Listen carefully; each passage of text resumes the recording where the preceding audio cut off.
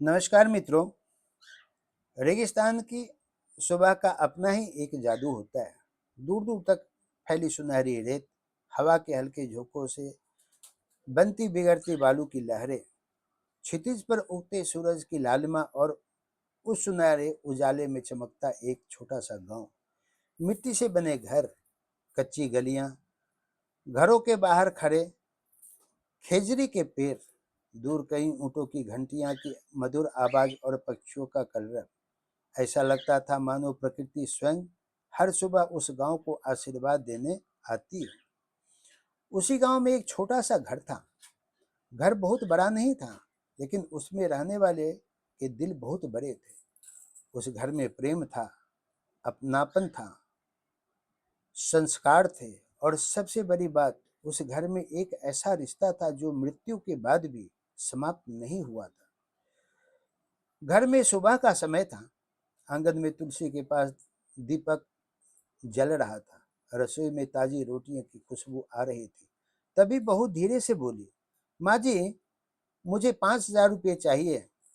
रसोई में रोटियां सेक रही सास मुस्कुराई और बिना उसकी ओर देखे बोली, बेटी, मेरे कमरे में जाकर पापा से ले लो। बहू बिना कुछ कहे अंदर चली गई। उसी समय पड़ोस की एक महिला दूध का बर्तन लेकर घर आ गई। उसने यह बात सुन ली।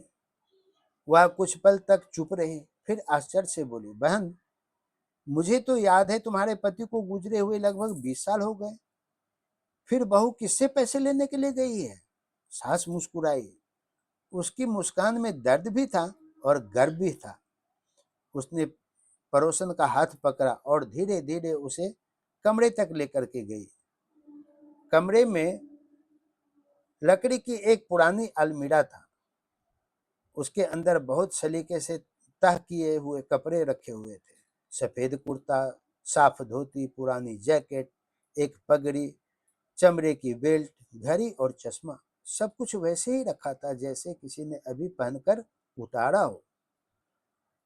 अलमीरा के एक खाने में एक छोटा सा डिब्बा रखा था। बहू ने डिब्बा खोला। उसमें रुपये रखे हुए थे। उसने 5,000 रुपये निकाले, दोनों हाथ जोड़कर कपड़ों को प्रणाम किया और बाहर आ गई। पड़ोसन की आंखें फैल गई। वह कुछ समझ नहीं पा रही थी। सास ने धीरे से कहा, ये मेरे पति के कपड़े हैं। कुछ क्षण के लिए पूरा कमरा बिल्कुल शांत हो गया। फिर वह धीमे स्वर में बोली, जिस दिन ये इस दुनिया से गए थे, उसी दिन मुझे लगा था कि मेरी पूरी दुनिया उजड़ गई। लेकिन उसी रात मैंने एक निर्णय लिया। मैंने सोचा, अगर मैं इन्हें अपने दिल से निकाल दूंगी तो बच्चे भी धीरे धीरे इन्हें भूल जाएंगे। इसीलिए मैंने इनकी जगह कभी किसी को लेने नहीं दी है। उसने अलमीरा में रखे कुर्ते को बहुत प्यार से सहलाया। मैं जो भी कमा कर लाती थी, सबसे पहले इनके कुर्ते की जेब में रख देती थी। जब बच्चे छोटे थे और पैसे मांगते थे तो मैं हमेशा कहती थी, अपने पापा से ले लो।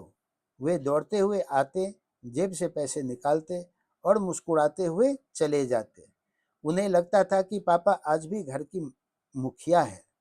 समय बीतता गया, बच्चे बड़े हो गए।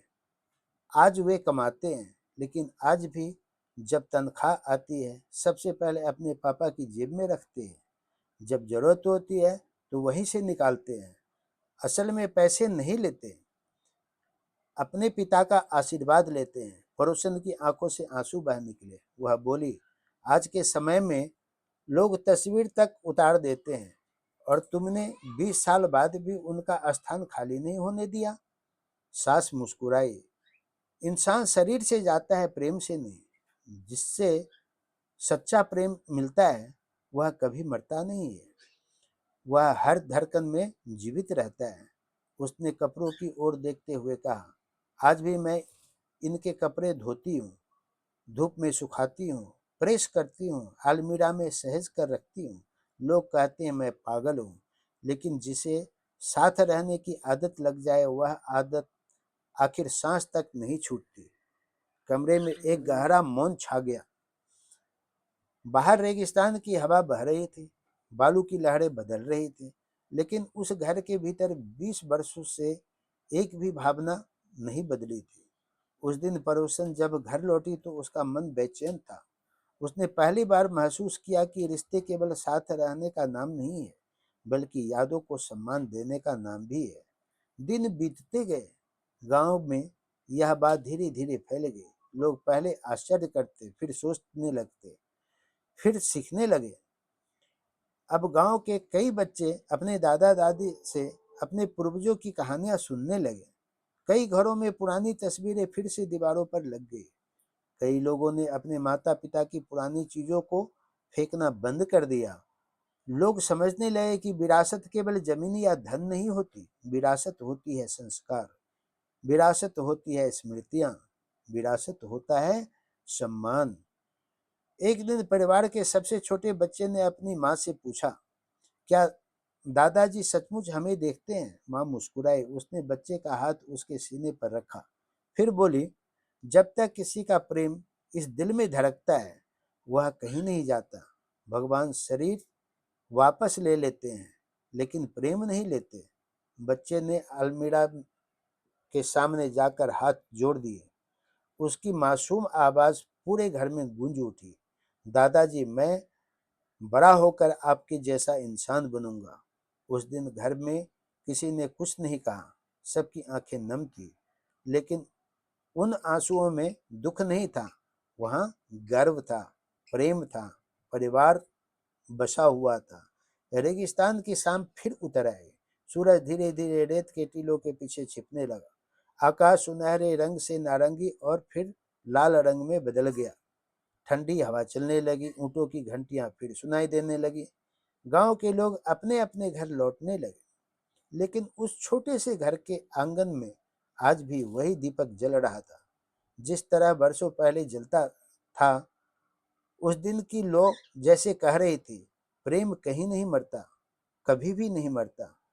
रिश्ते कभी समाप्त नहीं होते, वह बरकरार रहते हैं। जो अपने बड़ों का सम्मान करते हैं, वे कभी गरीब नहीं होते। जिस घर में माता पिता की यादें जीवित रहती है, वहाँ भगवान स्वयं निवास करते हैं। आज के समय में बच्चे अक्सर आधुनिकता की दौर में अपने माता पिता और दादा दादी की भावनाओं को पीछे छोड़ देते हैं। उन्हें लगता है कि सफलता केवल पैसा कमाने का नाम है, लेकिन जीवन का सबसे बड़ा धन वह आशीर्वाद है जो माता पिता के चेहरे की मुस्कान से मिलता है। घर की दीवारें ईंटों से बनती है, लेकिन परिवार त्याग, सम्मान, विश्वास और प्रेम से बनता है। जो लोग अपने चले गए अपनों को सम्मान पूर्वक याद रखते हैं, वे दुख में भी टूटते नहीं, बल्कि और मजबूत बनते हैं। यदि आपके माता पिता आज आपके साथ हैं, तो उनके साथ समय बिताइए, उनके हाथ पकड़िए, उनकी बातें सुनिए।